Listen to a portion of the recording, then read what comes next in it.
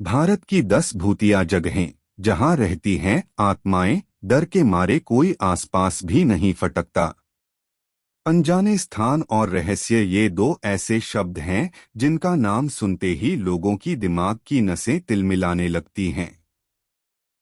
ऐसी कोई भी बात लोगों को गौर से सुनने में मदद करती हैं। इनके जरिए ही हम डरते हैं, देखने को उतारू होते हैं। यही नहीं, आपने फिल्मों में भी खूब देखा होगा कि कैसे डरावने भूतहा सीन में लोग डर जाते हैं। वे जंगलों में, इमारतों में अपनी जान बचाने के प्रयास या फिर ऊपरी चक्कर को खत्म करने के लिए भाग दौड़ करते हैं। लेकिन ये सब सच होता है क्या? क्या लोग वाकई में अकेले किलों में जाने से डरते हैं? क्या अमुक्त आत्माएं पुराने स्थानों में बसेरा बनाकर रहती हैं? ऐसे कई सवाल अक्सर आपके मन को भी कौंधते होंगे। कई लोगों को मानना है कि दुनिया 21वीं सदी में प्रवेश कर चुकी है। विज्ञान काफी तरक्की कर चुका है, मगर जहां तक अंधविश्वास की बात है वो अपनी जगह पर काम कर रहा है। दुनिया के तमाम देशों में पुराने राग अपनी जड़ फैलाए हुए हैं। भारत के परिप्रेक्ष्य में भी यह बात लागू होती है। यहाँ के लोग आज भी भूत प्रेत, डायन आदि को मानते हैं। ऐसी कहानियों को भी बड़े चाव से सुनते हैं और कोई कोई बच्चे तो मारे डर के माँ को याद करने लगते लेते हैं। सोचिए, अगर वाकई में ये कहानियां हकीकत बनकर सामने आ जाएं तो क्या होगा? ऐसा सोचकर कठोर से कठोर व्यक्ति भी कांपने लगता है। इतना ही नहीं, कुछ जानकार मानते हैं कि भारत में ऐसी कई इमारतें हैं जो भूत प्रेत या भटकती आत्माओं के कारण सुर्खियों में रही हैं। ऐसे स्थान हजारों वर्षों से एक भयानक श्राप को झेल रहे हैं। यहां जाने पर ऊपरी चक्कर लोगों को नुकसान पहुंचा देते हैं। आज हम कुछ किस्सों को जन्म देने वाली जगहों के पीछे की कहानी बता रहे हैं। पिसावा के जंगल।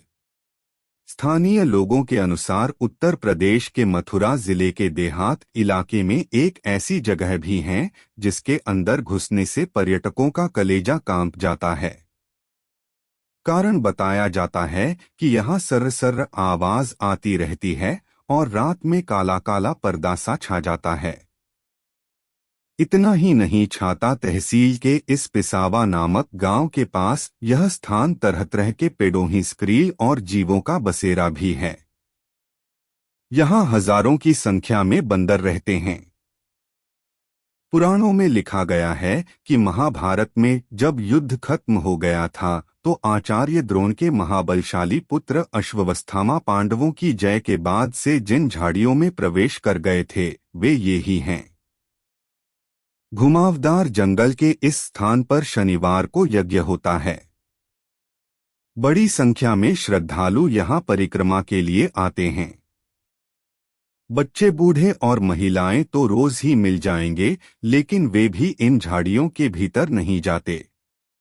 आप यदि परिक्रमा या पूजन के लिए जाना चाहते हैं तो वाहन चलते हैं, लेकिन यहाँ के प्रशासन और पदाधिकारियों ने अनदेखी कर इसकी प्रसिद्धि को अनजाना बना दिया है। मान्यता है कि पिसावा के पास झाड़ी वाले बाबा जंगल से कोई लकड़ी लेकर बेच नहीं सकता, घर नहीं ले जा सकता। ये बात यहाँ का हर व्यक्ति जानता है। यदि भूलवश कोई ले जाने की कोशिश करता है तो उसका बुरा होता है। एक ग्रामीण ने हमें बताया कि एक बार एक घमंडी दंबग यहाँ से पेड़ों को काटकर बेचने चला था। उसके पशु मर गए थे और वृक्ष काटने वाले आदमी नाक से खून फेंककर भाग खड़े हुए थे। तभी से यह बात पुष्ट हो गई कि यहाँ से कोई लकड़ी नहीं ले जा सकता। हाँ, यदि आप आस्था कार्यों जैसे पुण्य प्रसादी और भंडारा करते हैं तो और भला होगा, यहाँ की लकड़ी लेकर डेंजर इलाके में नहीं जा सकते। यहाँ आसपास कई पुराने खंडहर हैं जो पता नहीं किसने बनाए हैं। कोई अकेला व्यक्ति तो जाना दूर, यहाँ आए लोग भी ऐसे इलाके में नहीं जाते हैं।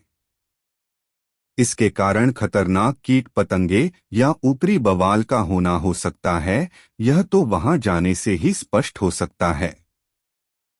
मेरठ का भूत बंगला। उत्तर प्रदेश के ही एक जिले मेरठ में बेहद डरावना किस्सा है भूत बंगले का।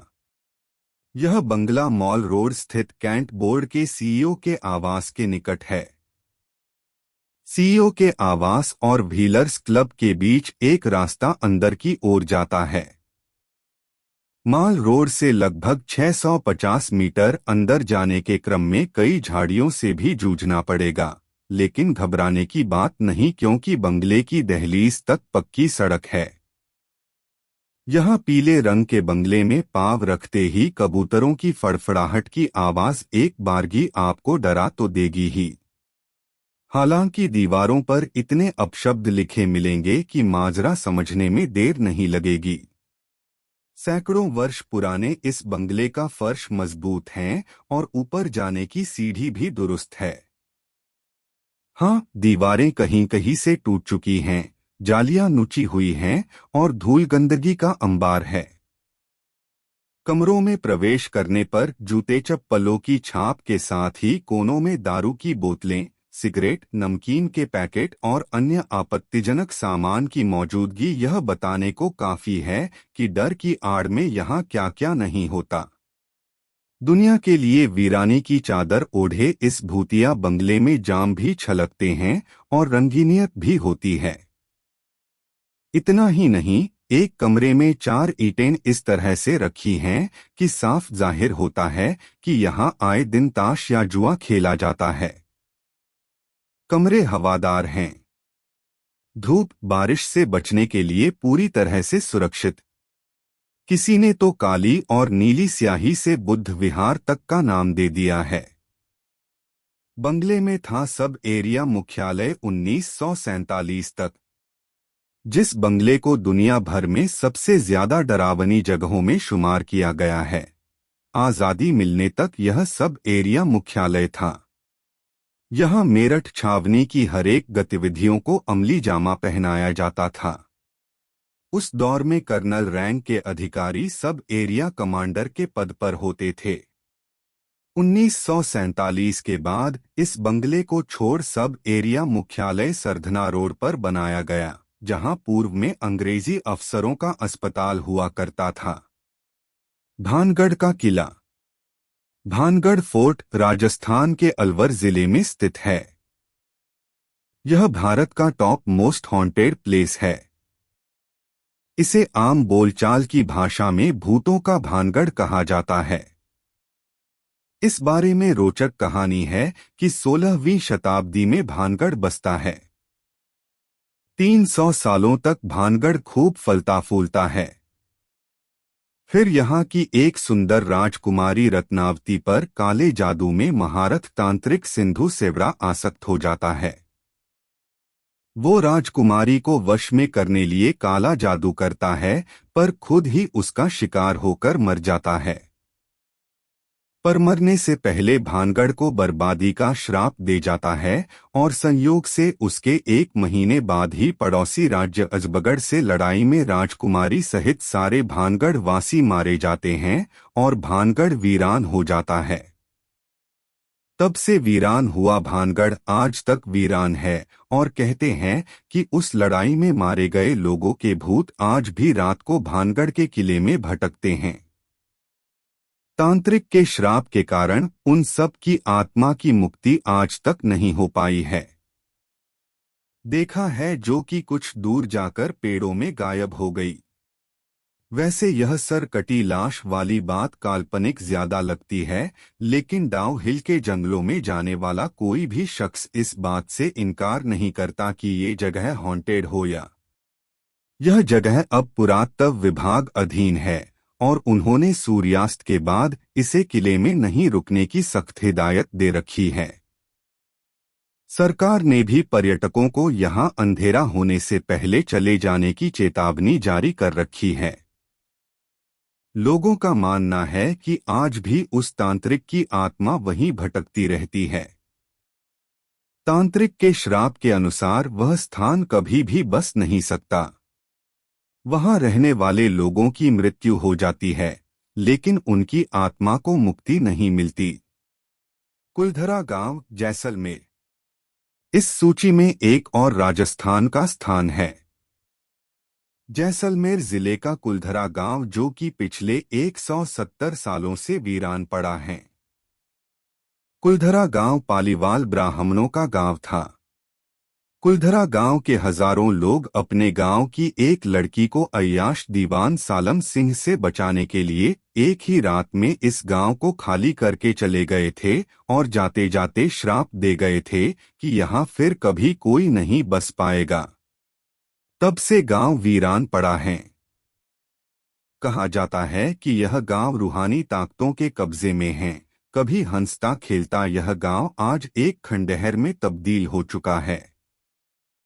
टूरिस्ट प्लेस में बदल चुके कुलधरा गांव में घूमने आने वालों के मुताबिक यहां रहने वाले पालीवाल ब्राह्मणों की आहट आज भी सुनाई देती है। उन्हें वहां हर पल ऐसा अनुभव होता है कि कोई आसपास चल रहा है। बाजार के चहल पहल की आवाजें आती हैं। महिलाओं के बात करने, उनकी चूड़ियों और पायलों की आवाज हमेशा ही वहां के माहौल को भयावह बनाते हैं। प्रशासन ने इस गांव की सरहद पर एक फाटक बनवा दिया है, जिसके पार दिन में तो सैलानी घूमने आते रहते हैं, लेकिन रात में इस फाटक को पार करने की कोई हिम्मत नहीं करता है।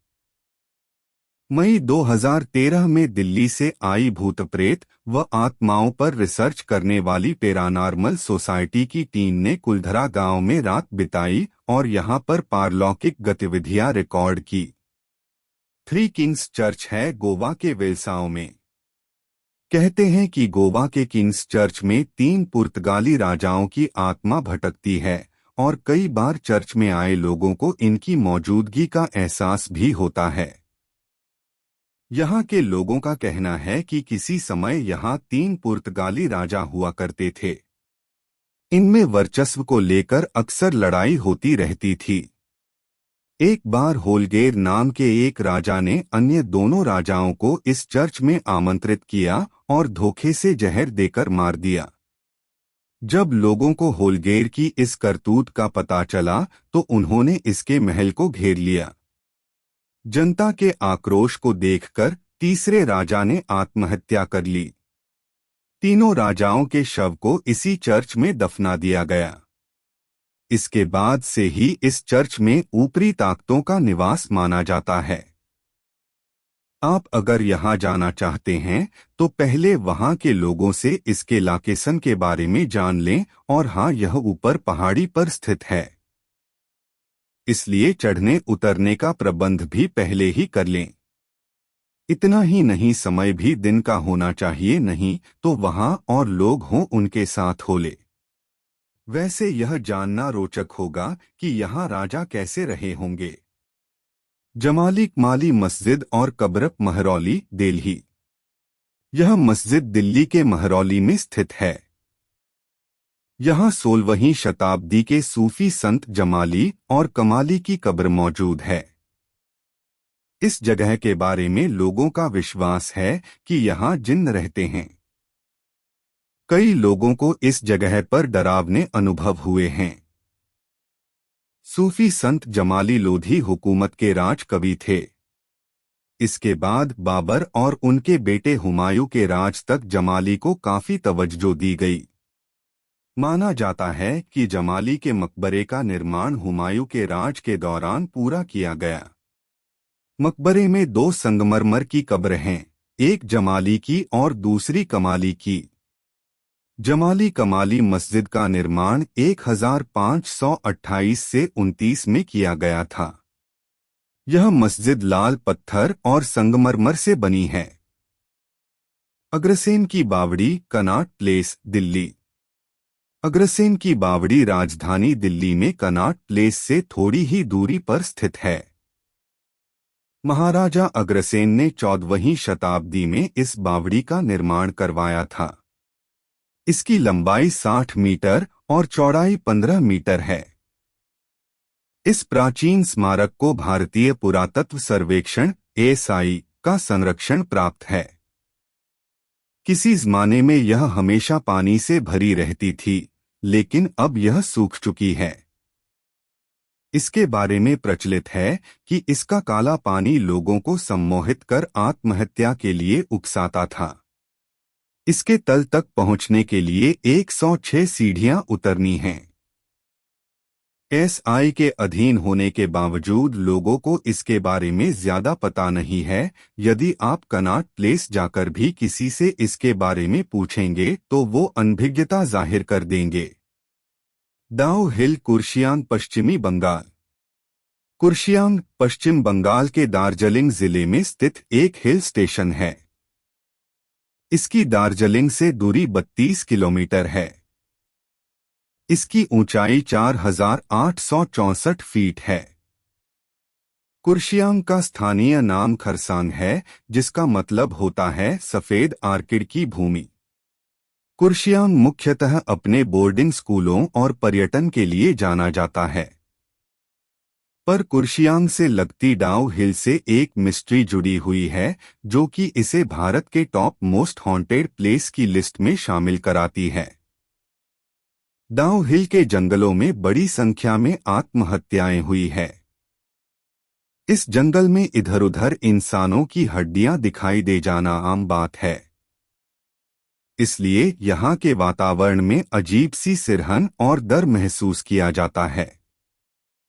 इसके अलावा यहाँ के स्थानीय लोगों का कहना है कि दिसंबर से मार्च तक की छुट्टियों के दौरान उन्हें विक्टोरिया बॉयज स्कूल में पैरों की आहट सुनाई देती है। एक लकड़हारे का तो यहाँ तक कहना है कि उसने जंगल में एक युवा लड़के की सरकटी लाश को चलते हुए देखा है, जो कि कुछ दूर जाकर पेड़ों में गायब हो गई। वैसे यह सरकटी लाश वाली बात काल्पनिक ज्यादा लगती है, लेकिन डाउ हिल के जंगलों में जाने वाला कोई भी शख्स इस बात से इनकार नहीं करता कि ये जगह हॉन्टेड हो या न हो, पर डरावनी बहुत है। बड़ोंग सुरंग नंबर 33, हिमाचल प्रदेश। इस सुरंग का निर्माण एक अंग्रेज इंजीनियर बड़ोग ने करवाया था, इसलिए इसे बड़ोग सुरंग भी कहते हैं। बड़ोग सुरंग के साथ एक दर्द भरी कहानी जुड़ी है। कहते हैं कि इस सुरंग को बनाने वाले अंग्रेज इंचार्ज बड़ोग ने एक बड़ी भूल यह कर दी कि एक ही बार में दोनों ओर से सुरंग बनाने का कार्य शुरू कर दिया। अंदाजे की भूल से सुरंग के दोनों छोर मिल नहीं पाए, जिसके कारण उन पर ₹1 जुर्माना किया गया। कहते हैं कि अपनी इस चूक से वह इतने अधिक दुखी हुए कि उन्होंने एक दिन अपने कुत्ते के साथ सैर पर जाते हुए स्वयं को गोली मारकर आत्महत्या कर ली। कहते हैं कि आज भी इसमें उस अंग्रेज इंजीनियर की रूह भटकती है। शनिवारवाड़ा किला, पुणे। जब पश्चिम भारतीय प्रांत पर पेशवाओं का अधिकार था, उस समय पेशवाओं के उत्तराधिकारी नारायण नामक बालक की उसके चाची के आदेशानुसार हत्या करवा दी गई थी। अपनी जान बचाने के लिए नारायण पूरे महल में घूमता रहा, लेकिन फिर भी उसके हत्यारों ने उसे ढूंढकर मार डाला। वह अपने चाचा को आवाज लगाता रहा, पर कोई उसकी मदद के लिए नहीं आया। स्थानीय लोगों ने आज भी कई बार उसकी कराहने की आवाजें सुनी हैं। चांदनी रात में वह जगह और अधिक भयानक हो जाती है।